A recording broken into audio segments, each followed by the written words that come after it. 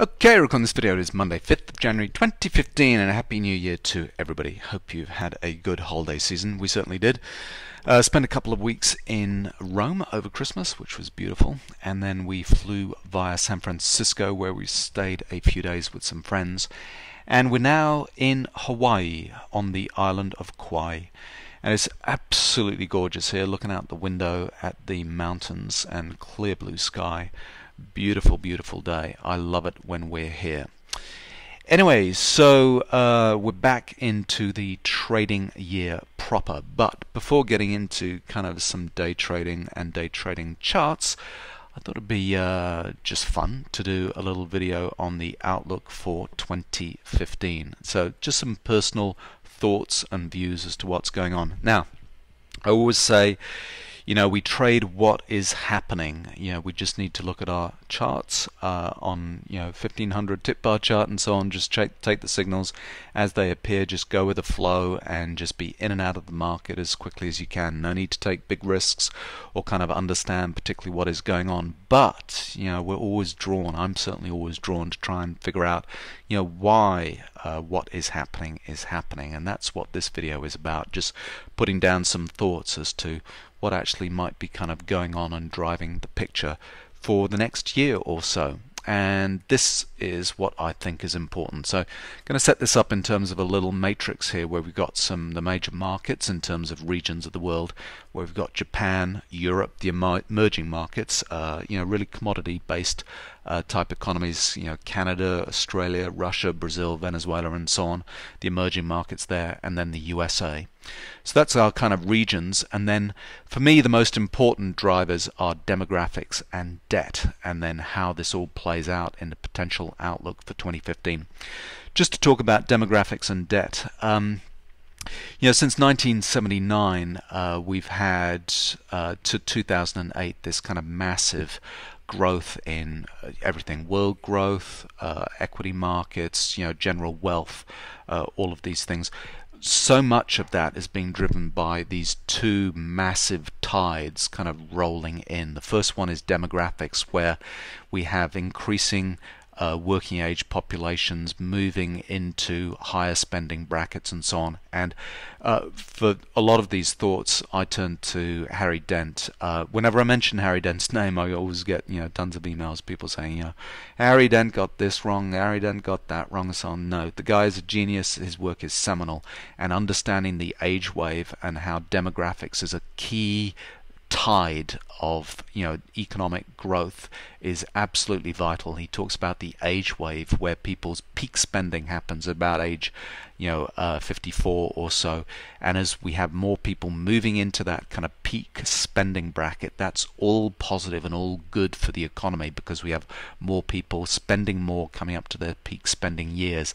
And then as people start to retire and spend less and so on, we have the economy will weaken. And so demographic growth is absolutely key, and that's different across each of these regions, kind of going forward. Since '79, we've had this massive wave of, good demographic growth kind of going on. The second thing that happened since '79 was debt, the financialization of the markets.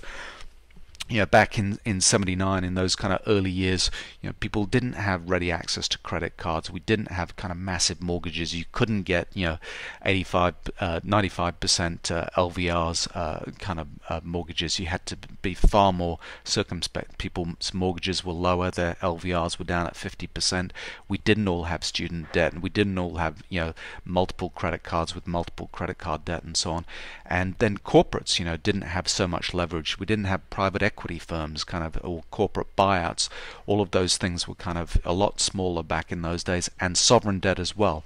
We were coming from a period where things have been pretty tough. Government debt was not very great compared to today, and we've just gradually increased those things. So since '79, the increasing financialization of the markets and our lives and the economy have led to greater debt burdens. And so we've now reached a point where we have kind of debt saturation. There's, for every incremental dollar of debt, the marginal kind of growth that we get from it is less and less and less. As we get more and more debt, we spend more and more of our income paying the interest on that debt, paying the principal down of that debt.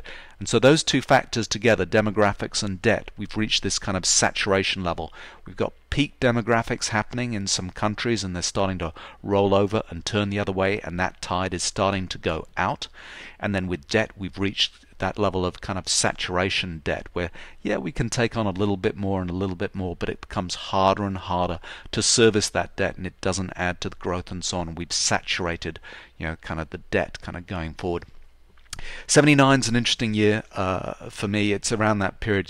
Margaret Thatcher came in 1979. Ronald Reagan came in, I think 80, 82, maybe. I can't remember the dates for the presidential kind of years. But anyway, around that time period, 1979, we had the Big Bang, which was the deregulation of the City of London, the financial markets there, and everything started to change from 1979 kind of onwards. We had peak interest rates on bonds, government bonds in the US in 1981, 17%, 16.5%, something like that. And so everything started to change. We've had rates going down, down, and down ever since. We've had more and more debt being accumulated, and our populations have peaked. Japan's population peaked in kind of 81 in terms of working age population and that kind of age wave. And now we've got getting other countries kind of peaking. We've got Germany peaking in 2014 for the age wave and peak kind of spending and all those things starting to roll around. So these have been two positive tides flowing in that have contributed to economic growth, global growth, kind of wealth and everything kind of going up until 2008, let's say. Since then, everything's starting to start to turn and roll and go the other way. And these are two mega trends, tides, that are rolling out and going the other way. And the question is how we respond to that. When you have demographic peaks and debt saturation, you end up with a period of no to low growth. Because we can't grow any faster, we just don't have the people being added to the population. We can't take on more debt. We can't grow the economy past this kind of saturation type level. The result of that is we start to get stagnation in terms of prices. There's not competition for kind of new homes and young people joining the workforce and pushing prices up and so on. We have the reverse happening. When we have those kind of debt levels starting to roll around and go the other way, we have deflation happening. We've got people talking about disinflation, zero inflation and so on. No, we're talking about negative inflation. We're talking about deflation. Prices going the other way, commodity prices kind of starting to decline, interest rates going zero, real interest rates going negative and so on. And all of that is kind of this deflationary cycle. Deflation is a huge, huge problem, and central banks will do everything, and policy makers will do everything in order to try and stop that process. We want to grow our way out, we want to inflate our way out, and so the policy response to deflation is quantitative easing. It's this thing that 10, 15 years ago was an academic little kind of footnote, and now quantitative easing, what do we mean? It's such an odd term. Money printing. We print money with an infinite checkbook that is owned by the central banks. They answer to nobody. They just can print from an infinite checkbook and buy whatever they want. So quantitative easing is the policy response, and it's being driven by this kind of no growth situation where we have debt saturation and declining demographics all kind of working against us. But the picture's different by kind of region. So let's go through each of the regions. The first one, which we need to talk about, is Japan, because they peaked in 81 with their equity markets and their real estate markets. Their demographics kind of peaked in 81, and they've been kind of on the down ever since. We now have a situation where we have negative growth rates of the working population in Japan. They are absolutely in decline. There are more adult diapers sold in Japan than baby diapers being sold. That's what we're talking about. Communities that are being decimated by people just aging and dying, and the villages disappearing because the people have either moved out or have just moved on, are no longer alive. So we have population declines and increasing aging of populations, and more retired people as a burden on the working age kind of population going forward. So the demographics in Japan are the worst in the world, and they've reversed and gone the other way. The second thing is their policy response. They get into quantitative easing far before any of the other kind of markets or central banks have. They've been on that path for some time, and the levels of debt that they have reached, both kind of personal, corporate, and sovereign debt, federal government debt, are absolutely massive, kind of off the scale in multiple hundreds of % of GDP. So with that in the background, the response has been in the last couple of years this massive, Keynesianism pushed to, the max, called Abenomics, named after their Prime Minister Abe. And I think when Abe kind of came in and he kind of announced what was going to happen, it took the market a fair few months to kind of figure out what was going to happen, how that was going to kind of play out. And we're now very aware of exactly all the things that they're planning on doing. They are decimating their Japanese yen. They're buying everything in sight in terms of JGBs, Japanese government bonds. We have all the pension funds and the asset managers are selling as much of their Japanese government bonds as they can to the central bank. Every single issuance of Japanese government debt is being bought by the Japanese central bank, the Bank of Japan, so much so that effectively the Japanese government bond market almost no longer exists. It hardly doesn't trade because the Bank of Japan just buys everything on the books. They'll own it all. The market will no longer exist, and the rates are zero and negative when you look at kind of real interest rates. So for 2015, for me, looking at it's like how that Abenomics kind of plays out, the end game. Whether it's 2015 or 2016, we start to see, well, we know exactly what the policy response is. How low can the yen go? Do we actually get, we're working against these massive tides, working against us of demographics and debt saturation. Can you actually, generate any growth, any ability to pay down some of the debt, any way of growing out the economy? If your population is shrinking at 1% a year, how do you possibly grow at 4 to 5% and start paying off kind of debt or servicing that debt? Incredibly hard. So Abenomics, we're reaching that kind of end game, and I think we're going to become more and more willing to contemplate Abenomics collapsing and not working, and what is the end game for central banks. And once we learn what that is for Japan, because they've been starting on this road a lot earlier than anybody else, it'll become clear that that's kind of the domino effect for the other countries and their policy responses kind of by other central banks. So it's going to be absolutely key seeing how Japan kind of plays out in 2015, and it's all about Abenomics. The second one is Europe. So Europe also has a problem with demographic growth, extremely low growth rates. Italy, for example, the birth rate in Italy is 1.1, which means there are 1.1 children for every couple in Italy, and this is indigenous Italians, not counting immigrants. So you need a replacement birth rate of about 2.1 to sustain a population at zero growth rate. So 2.1 children for every couple, because of not all couples have children. We have kind of gay couples, we have children that die young, and so on. So replacement is 2.1, and the actual birth rate is down at 1.1 for indigenous Italians.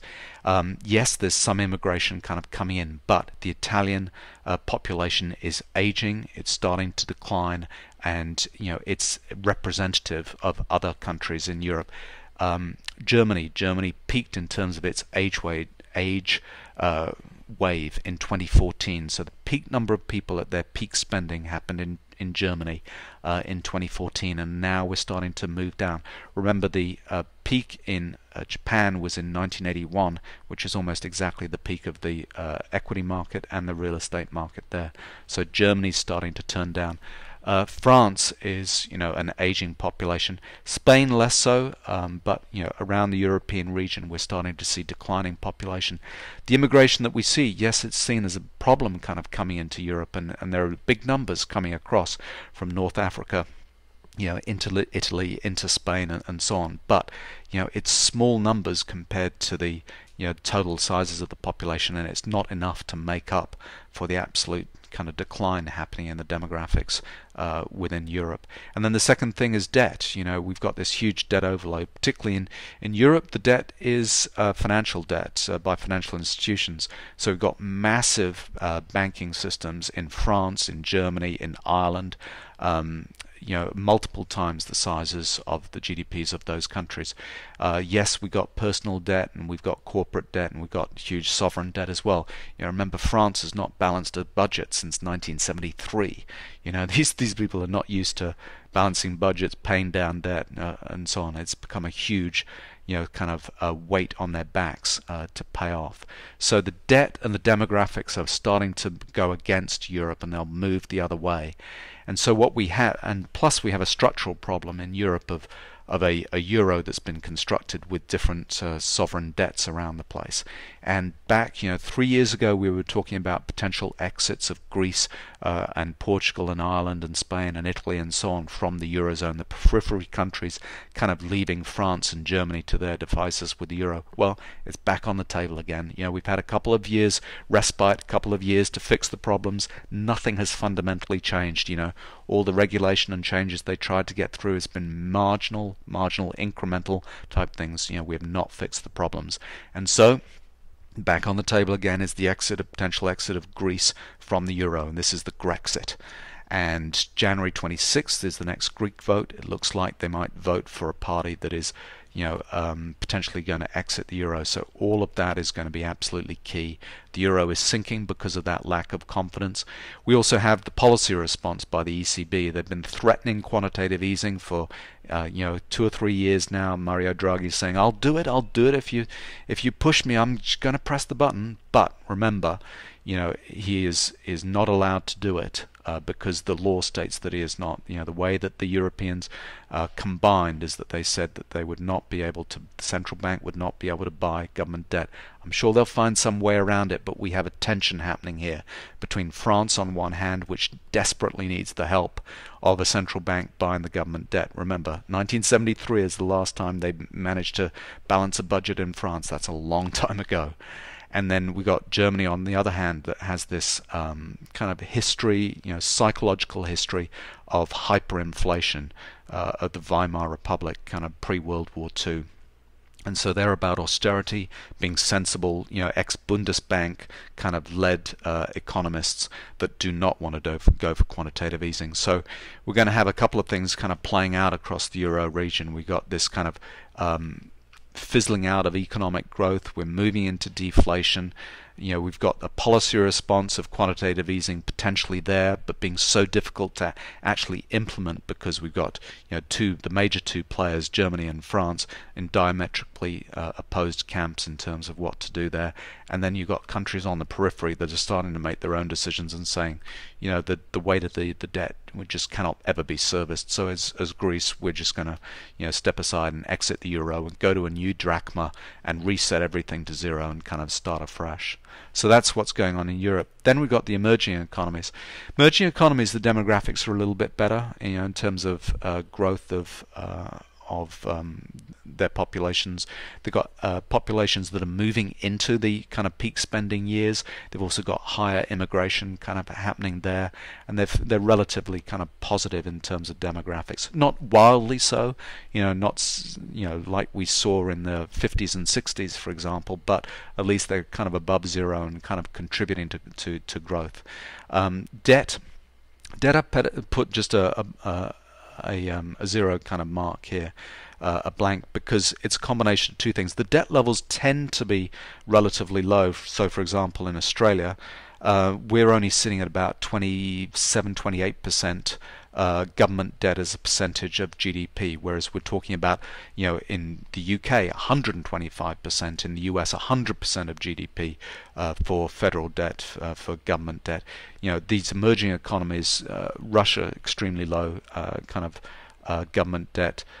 Canada I'm not actually sure about, but certainly it's less of a problem as a group in terms of what's going on. However, a good portion of particularly the corporate debt is denominated in US dollars, and as the US dollar strengthens, it becomes more expensive to service the debt and to pay down the debt, and so potentially we could get some kind of debt implosion happening in the emerging markets because of the weakness of their currencies and the strength of the US dollars. Remember, they'd taken out that debt in the US because the interest rates were so low, or Japan, the interest rates were so low, and it was kind of attractive to do that. We do this every decade. We get into emerging market problems. Every 98 I think was the last time where we had the Thai baht kind of collapse and all the Asian economies kind of go south. They get into this problem where they leverage up using overseas debt, and then their currencies collapse and they can't pay the debt off, and it kind of causes bonds to the bond markets to collapse, and just a shutting down of the economy and defaults happening. So the emerging markets are being driven, and then with this deflationary problem with the commodity prices, and crude oil is the poster child for collapsing commodity prices. So we have worsening currencies, we have commodity prices kind of heading down, and we've got obligations overseas to pay. The big kind of picture in 2015 for these emerging markets will be the impact of the commodity cycle and the debt implosion. And so look to countries like Russia, what actually happens there. And on top of that, we've got sanctions by the West on Russia, and so that's going to kind of play out there. Canada, Australia, going to be interesting. Their currencies really heading south, commodity based and so on. They're relying on kind of global growth in general in order to kind of survive. So all of those things will start to ripple through for those emerging economies during 2015. And then the USA. The demographics are looking relatively positive. Just like the peak in demographics for the US, I don't think happens until the mid-20s. And so that's kind of still there, still kind of net immigration, still fairly positive. So, we're seemingly doing okay. However, we have this huge debt burden happening in the US. We've got massive personal debt, government debt, financial debt, corporate debt, and so on. And that's there's a limit to how much that we can take on. It just sucks up the extra spending in the economy, kind of dealing with that debt. But it's the cleanest shirt in the hamper. Because all of these other countries, we've got massive capital outflow, and we can see the outflows by looking at the currencies. The yen is collapsing, the money is moving out of Japan, partly driven by the central bank kind of buying assets kind of around the world, but the money is getting out of Japan because the yen is going down. And where is it coming to? Well, it's being invested somewhat in the euro kind of zones, somewhat in kind of the emerging markets, but a good portion of it is coming to the safety of the US markets, equities and bonds. In Europe, again, we have capital flight. The money's moving out of those periphery countries and going to, first of all, Germany, where the interest rates have gone to zero. People are so scared of euro exits by countries in the periphery. They're thinking, well, the country that'll be left with the euro is potentially Germany, so that'll be the strongest of the lot. I better keep my euro there because I don't know what's going to happen if we're going to have a overnight 30% devaluation of the new drachma versus the euro. I'll get my money out of Greece and I'll put it in Germany instead, and so the German rates are zero. But then the money on the bigger picture is also moving out of the eurozone because it's scared what's happening in the eurozone in general. And again, the safest place to be, the cleanest shirt in the hamper is the US. It's the only game in town. The money's kind of flowing in there. And then with the emerging markets, we've got capital out coming out of Russia, for example, flowing into the UK, into London, into the property prices there, flowing into the US, it's flowing into places like Australia, and then the Asian money is coming out of China, is being put into safety of kind of property markets, Singapore, Hong Kong, Australia, and the US. And so all of these, because you can see the currency flows, the currency's down in all of these countries, all of that money is flowing into the US, and the US dollar is incredibly strong, and it's being invested into US property in the peak kind of markets, Miami, San Francisco, New York, and so on, those kind of prestige markets for real estate there, and then being invested in government bonds and in equities. So the USA is the only game in town. Going forward is in 2015, we're seeing continuing strength in the US dollar in equities and bonds. The US dollar turned around this year and started to really strengthen. The equities market's been going up since the crash and quantitative easing kind of getting the game going. And although those bond rates look incredibly low, and people are saying, well, the rates might go up and so on, but the surprise move is that the money keeps on flowing into those bonds because nowhere else is safe, and therefore the yields continue to go down and the bond prices continue to go up. And the simplification is everything else is kind of going down. There'll be some little markets here and there that'll kind of survive and prosper, but those are the big three: the US dollar, US equities, US bonds, all heading up, and the contraplay is everybody is kind of going down on the other side. And we can just look at this in terms of some charts. So this is the FX charts on a weekly basis. This is dollar index. Here 2014, it was the year that the US dollar bottomed down at 80 on the dollar index and has rallied strongly since. Broken into an uptrend above resistance on a weekly chart. It's going to keep on going. This trend is kind of in play, and we'll keep on going until we see topping out moves, pull back into trend, and so on. Look at all the other currencies against the US dollar; they are all down. So we've got the Canadian dollar kind of down, down, down, commodity-based currency. Aussie dollar, same thing, commodity-based currency, down, down, down after peaking at 105, 110. We're down at 81 cents to the US dollar. British pound, it was nice, peaked up at 170 here 2014, where everybody's saying actually Britain's doing better than anybody else in the Eurozone, but since then we've kind of come off pretty hard, down at 150 versus the US dollar. Eurozone, well, we collapsed once we broke through support after pullback to end of trend. We're in a down frame here. We're at 119 today, so kind of heading down on the euro. And then Japanese yen, I mean, this has just been destroyed by Abenomics, continuing to go down. So that's the trend that's in play, and it will play out during 2015, and the implications of that strong US dollar versus everything else is kind of the picture that we're going to be looking at for the next year, how that kind of plays out. And then in terms of the market picture, well, we've got equities continuing to rally on the way up. Yeah, we've had a weak kind of start to the year, but because all that money is flowing around the world, it's got to get invested somewhere, probably bonds, probably equities, probably real estate. And then here's the bond market continue to go up. I know we keep on breaking to new lows in terms of yields, and people thinking, well, it's got to reach some kind of maximum, a minimum in terms of yields and start to strengthen. The Fed's got to tighten and so on. Well, keep on going down. Commodities, silver's down, gold's down, and gold and silver are not going to turn around while the US dollar is strengthening. That's not the way it goes. Then we got copper is down, and crude, of course, this year, bang, just got slammed down at $50 now for crude. So in middle of 2013, I did an outlook that was kind of looking at the central banks and the international kind of capital flows. I think when 2008, 2009 kind of came along, I definitely understood that I said we were through the looking glass. Everything changes now. And that was because of the the debt picture.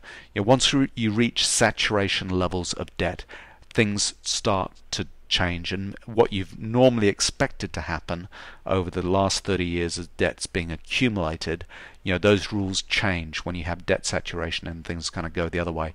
So I did realize that we were through the looking glass, but I was extremely slow to understand the importance of the central bank policy, and it was just a question of understanding and reading that central bank policy and jumping on board and basically doing what the Fed was telling you to do. So the outlook, the takeaway in June 2013 I was saying was, looking forward, it's just business as usual.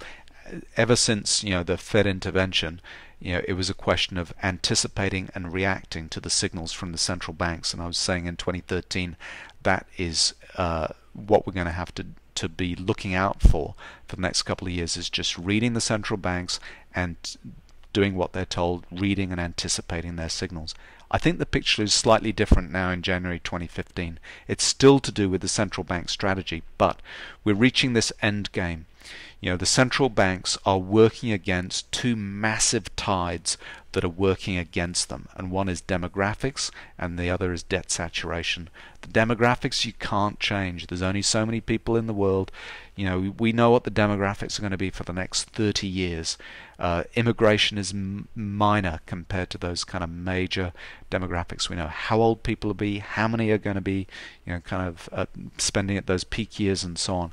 Demographics is working against us, and we've also reached this kind of debt saturation level. Yeah, there's more to go. Japan shows that we can still take on more debt and more debt, but it becomes less productive debt, more marginal debt kind of going forward, and we reach this saturation level where it just doesn't work anymore. So I see this as kind of an unnatural force working against two natural forces. The natural forces are, the slowing down that comes from the demographic peak and the debt saturation, versus the unnatural force, which is this infinite checkbook that each of the central banks have, and how they use that to manipulate people and the economy. And we've got an unnatural force working against two natural forces, and when we have that, nature always wins. The natural forces always win. So for me, 2015 is all going to be about seeing, how the end game plays out. We can all see what Abenomics is trying to do. Will it actually kind of succeed? Can you actually create positive economic growth when you have negative 1% population decline happening? When you've got the working population actually going down in numbers, how can you possibly create positive and decent economic growth?